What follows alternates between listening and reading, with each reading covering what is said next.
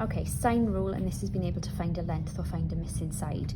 So if we think about cosine and sine, they're all to do with non-right angle triangles. Now we know if it's a right angle triangle, we would be thinking about trigonometry, so that's SOHCAHTOA or Pythagoras. If we have a question like the one in front of us that is not right angled, and if we were to work out the missing angle there, we'd add 83 and 37 together, take it away from 180.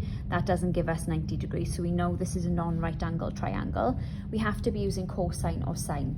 Now, in order to decide between those two, we should remember from class, the cosine has two specific requirements. It either has to be a sandwich, so a side, an angle and a side, so we need another length on there, so our angle would be sandwiched between two sides, or we're given three sides, which we're not here, like three lengths.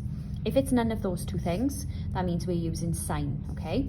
Now the sine actual formula, if we look at our formula page, is all the way down here, okay? So it's here. So you don't actually have to learn it, it's actually provided to you on your formula page, but you have to know how to use it, okay? So it's written here as well. So we think about this, we are just gonna fill in this using the information we've got here. So A is our missing side, that's fine. Sine A, so sine, and then the angle that's next to A, so that's 37. Now B, if you look here, we don't have an angle and we don't have a side, so I actually don't need B in this instance because I don't have any information there.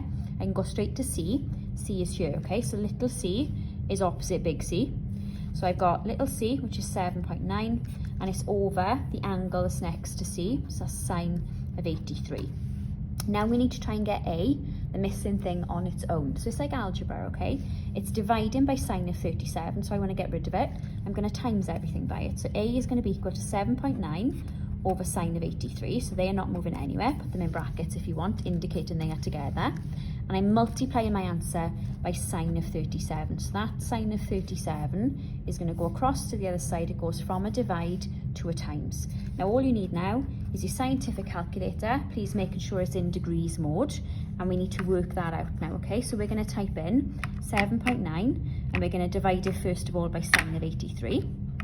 Then I would probably press equals, okay? Then you're going to multiply that answer by sine of 37. Okay, and that then gives us 4.79, and we want three significant figures, so three numbers in my answer. So that gives me 4.79, and we're dealing with centimetres, okay?